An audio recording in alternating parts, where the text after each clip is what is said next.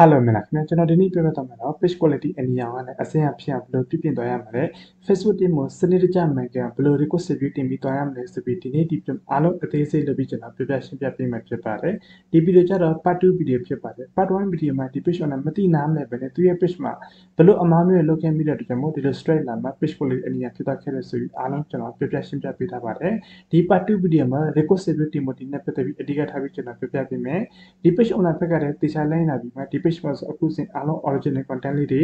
ဒီ sharing content ပါညာနဲ့ပတ်သက်အားလုံးဖြတ်ပြီးမှ original content ပဲတင်ထားရှိရတဲ့ကြောင့်မို့ဒီ page က request review တင်ဖို့အစနစ်ဖြစ်တဲ့ကြောင့်မို့ request review တင်ဖို့ဒီနေ့ပတ်သက်ပြီး practically လုပ်ပြီးကျွန်တော်ပြပြပေးမယ်ပြီးလို့ရှိရင်ဒီ page ကိုစိမ်းအောင်ထိကျွန်တော်စောင့်ပြီးမှဒီ video ကျွန်တော်တင်ပေးရဖြစ်ပါတယ်အားလုံး live လုပ်ပြီးကျွန်တော်ပြပြပေးမယ်အဲ့အတွက်ကျွန်တော် affiliate တင်မှုဆို link လေးကျွန်တော်ဖွင့်ထားရှိတဲ့ကြောင့်မို့ဒီ link ထက်ကျွန်တော် direct တော့ဒီ request review တင်ပြီးတော့လိုက်ပါမယ်အဲ့အတွက်ကျွန်တော်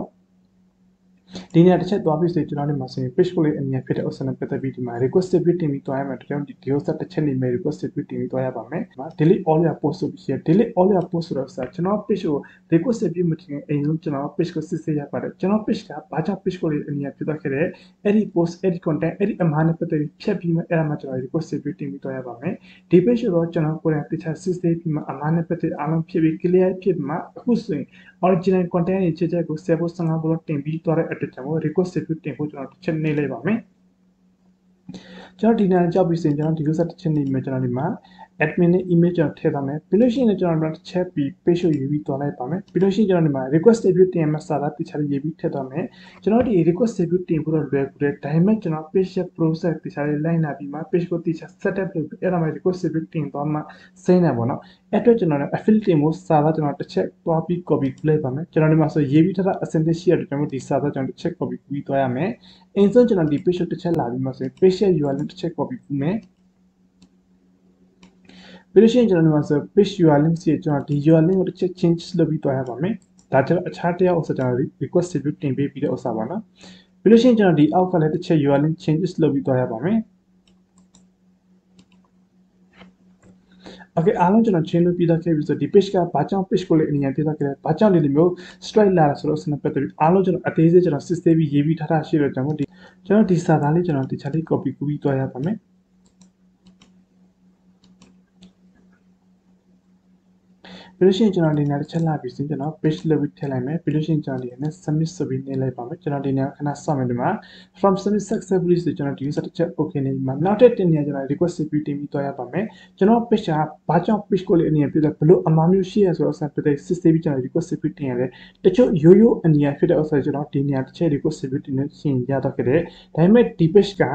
sharing ကြောင့်ဖြစ်တယ် copy content ကြောင့်ဖြစ်တယ်ပြီးလို့ရှိရင်သူတင်ထားတဲ့ video တွေသူကိုယ်တိုင်ပြန်ဖွင့်ကြည့်တဲ့သူအမှားတွေတော်တော်များများလုပ်တာရှိတယ်ကျွန်တော်သုံးနေရနဲ့မဖြစ်နေ request review တင်ပြီးသွားရပါမယ်ကျွန်တော်ဒီနေ့ data ရောက်ပြီးစင်ကျွန်တော်ဒီ user တွေတစ်ချက်နေပြီးမှကျွန်တော်ဒီမှာဆိုလို့ရှိရင်လည်း home page ကိုကျွန်တော်တစ်ချက်ရွေးပြီးသွားလိုက်ပါမယ်ပြီးလို့ရှိရင်ကျွန်တော်ဒီမှာ request review တင်မှာစာသားအခုနဲ့တင်တဲ့စာသားလေးကိုတစ်ချက်ပြန် copy ကူးပြီးမှကျွန်တော်ဒီနေ့က page လုပ်ပြီးထည့်သွားမယ်ပြီးလို့ရှိရင်ကျွန်တော်ဒီ page quality အနည်းအားဖြစ်တဲ့ second shot ထည့်သွားမယ့်အတွက်ကြောင့်ဒီ second shot ကျွန်တော်တစ်ချက်ဆွဲလိုက်ပါမယ်ကျွန်တော်ပေတိုင်းတစ်ချက်ထောက်ပြီးဆိုရင်ကျွန်တော်ဒီလိုဆက်လေးကျွန်တော်တစ်ချက်ဆွဲပြီးဒီပုံစံပြမယ်ပြီးလို့ရှိရင်ကျွန်တော်ဒီအောက်မှာတစ်ချက်လာမယ်တစ်ချက်လိုက်ကျွန်တော်ဒီပုံစံအတိုင်းလေးဆွဲပြမယ်ပြီးလို့ရှိရင်ကျွန်တော်ဒီအောက်ကတစ်ချက်လာမယ်ဒီပုံစံအတိုင်းကျွန်တော်ဆွဲပြမယ်ပေါ့နော်ပြီးလို့ရှိရင်ကျွန်တော်ဒီလိုဆက်တစ်ချက်တော့စစ်ခိုင်းမှာပေါ့နော်โอเคဒီလိုဆက်ပြပြီးဆိုရင်ကျွန်တော်ဒီလိုဆက်တစ်ချက်ပြန်မှာ save လုပ်ပြီးသွားလိုက်ပါမယ်အားလုံးအတိအကျလုပ်ပြီးသွားလိုက်ပါနော်တချို့ဆိုရင်နည်းနည်းလေး draw ချသွားရင်ပြန်မစင်းမဲ့ကြံနေချက်မဆိုတော့အတွက်ကြောင့်မို့ပြီးလို့ရှိရင်အခုနဲ့တစ်ချက်ပြန်လာပြီးမှဒီလိုဆက်တစ်ချက်နေပြီးမှဒီ second shot ပြန်ထည့်လိုက်ပါမယ်ပြီးရင်ကျွန်တော် submit ဆိုပြီးပို့လိုက်ပါမယ်ကျွန်တော်ဒီ setup ကနေ request review တင်ပြီးတော့ခဲ့ပြီးနောက်ဆုံးတင်နေ request review တင်ပြီးသွားပါမယ်ကျွန်တော်ဒီနေ့ခဏလေးစောင့်ပြရမှာပေါ့ဒီမှာ submit ဖြစ်နေတယ် okay ကျွန်တော်ဒီ post အတိုင်း submit လုပ်ပြီးတော့ခဲ့ပြီးဆိုရင်နောက်တစ်တင်နေသွားပြီးမှကျွန်တော်ဒီ from တစ်ချက်နေပြီးသွားရပါမယ်ပြီးလို့ရှိရင်ကျွန်တော် page မှာဒီ straight အများကြီးလာထားတဲ့အတွက်ကြောင့်မို့ကျွန်တော်ဒီနေရာနဲ့ request review တင်ပြီးသွားမှာကျွန်တော်ဒီ user တစ်ချက်နေမယ်ပြီးလို့ရှိရင်ကျွန်တော်ဒီမှာ page နာမည်ထည့်သွားမယ့်အတွက်ကြောင့်မို့သူ page နာမည် copy ကူးမယ်ပြီးကျွန်တော်ဒီမှာ control V ပြီးလို့ရှိရင်လက်ရှိသုံးနေတဲ့ email တစ်ခုထည့်မယ်ပြီးကျွန်တော်ဒီ user တစ်ချက် access နေမှာသူ့ရဲ့ page URL link တစ်ချက် copy ကူးမယ်ပြီး page လို့ထည့်ပြီးဆိုရင်ဒီမှာ affiliate မှာစာသားပေါ့နော်ကျွန်တော်ပထမတော့တင်တဲ့ဒီစာသားဖြစ်တဲ့ဒုတိယတစ်ခေါက်လည်းဒီစာသားဖြစ်တဲ့အခုနောက်ဆုံးအချိန်မှာတော့ကျွန်တော်ဒီစာသားလေးဖြစ်ပါဒီစာသားကျတော့ကျွန်တော်ဒီ copy post copy ကိုအားလုံးဖြတ်ပြီးမှအခုဆိုရင် original video လောက်ပဲတင်ထားဆိုတဲ့အကြောင်းနဲ့ပတ်သက်ပြီးပေါ့နော်ပြီးလို့ရှိရင်ကျွန်တော်အခုနအတိုင်းပဲဒီ page quality အနေနဲ့ဖြစ်တဲ့ screenshot ပြန်ထည့်သွားမယ်ပြီးလို့ရှိရင်ကျွန်တော်ဒီဥစ္စာကျွန်တော်တစ်ချက်နေပြီးမှကျွန်တော်ဒီမှာဆိုရင် sign ထိုးပြီးမှကျွန်တော်ဒီကနေ submit နေပြီးတော့လိုက်ပါမယ်submit နေတော့ကျွန်တော်ဒီမှာ I'm not robot ကျွန်တော်တစ်ချက် click ချပြီးမှကျွန်တော်ဒီ motor bicycle ပေါ့နော်ပြီးကျွန်တော် submit ဆိုပြီးနေပို့လိုက်ပါမယ်